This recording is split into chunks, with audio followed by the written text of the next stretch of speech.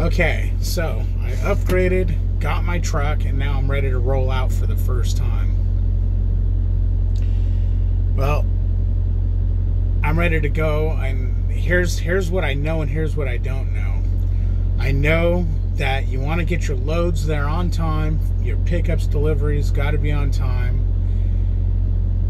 Put your address in the GPS, follow it, check, make sure that the GPS is taking you on truck legal routes.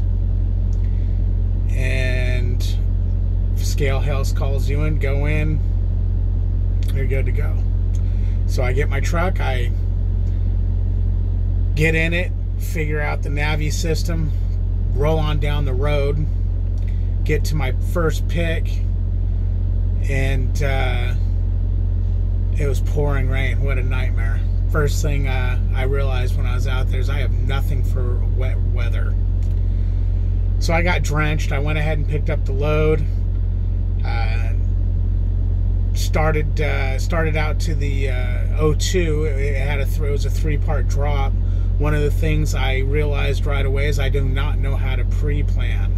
So of course I messed up and did not get the timing on the load correctly. Although I had it correct, but I called night dispatch and had them confirm what I was going to do was correct. And he said, no, do it like this. And so I did it the way he said to do it, which killed me on time by an hour.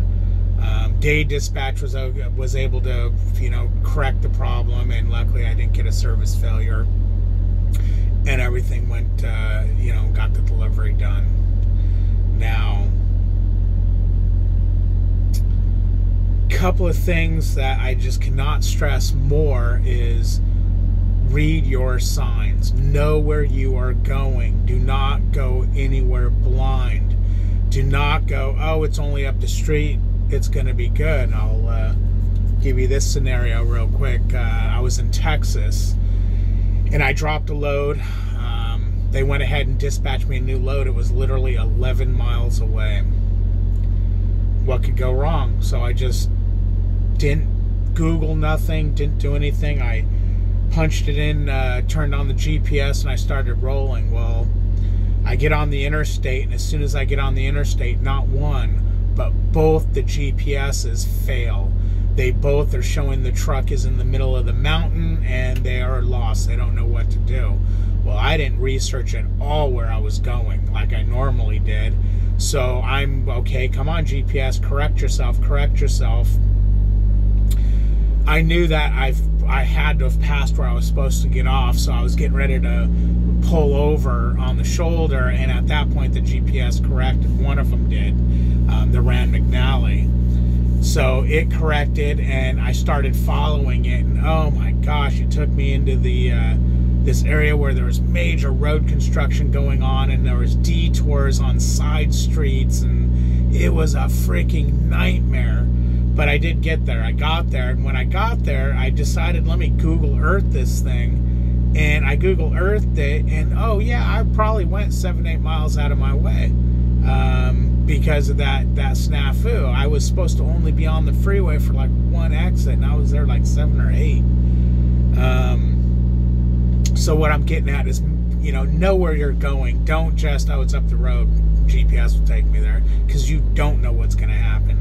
I run both these GPSs, and sometimes I'll have the phone on just for good measure, because I can get a quick Google overview of the place at the last minute if need to. And I'll tell you how many times I'll be driving and one GPS or the other, usually it's the Qualcomm GPS, will malfunction and not know where I'm at, or do something weird to where I wouldn't know where I was going if I didn't have the other GPS, or if I hadn't already known, okay, this is my plan of attack and this is where I'm going, and the GPS is just helping. It's not the end-all be-all. So know where you're going. Know your signs. Why I say know your signs is simply, not lately, but when I first started out there, I would probably say the first month I've got caught up on no trucks allowed areas about 3 or 4 times.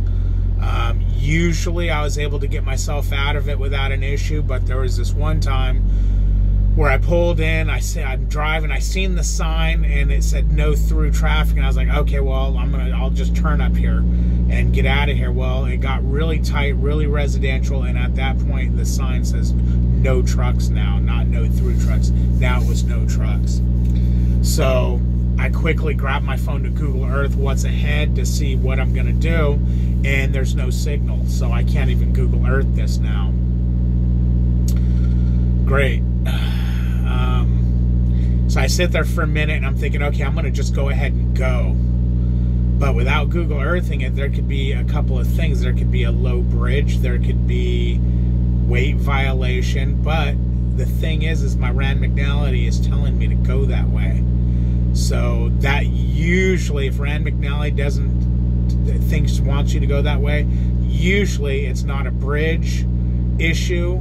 It's usually that there's a no truck sign, you know, for whatever reason, or maybe a weight sign. The Rand McNally isn't really good at knowing that there's no truck no trucks allowed. It will tell you where there's a height and a major weight issue, but it tries to take you on areas where there's, no trucks allowed all the time. That's why you got to pay attention to your signs and know where you're going. So I decide it's 11 o'clock at night. I'm about an hour from my delivery. Well, I'm supposed to be at my delivery in an hour, but I'm like 15-20 minutes away. So I was thinking to back up and try to turn around on this little side street, and I just did the math, and it's like, no, this is just going to make a bad situation worse. Let's just do it and get this over with. So I went ahead and called the local police department and, told them, hey, I'm over on this intersection. I need help navigating this. So this young cop shows up, and he's all, oh yeah, what's the problem? And I tell him, he goes, oh, okay. He goes, yeah, he goes, I think ahead, he goes, you can't go straight. He goes, I think it gets too low. The power lines and stuff are too low. I'm like, oh, really? That's okay. That's weird. Okay, that's fine.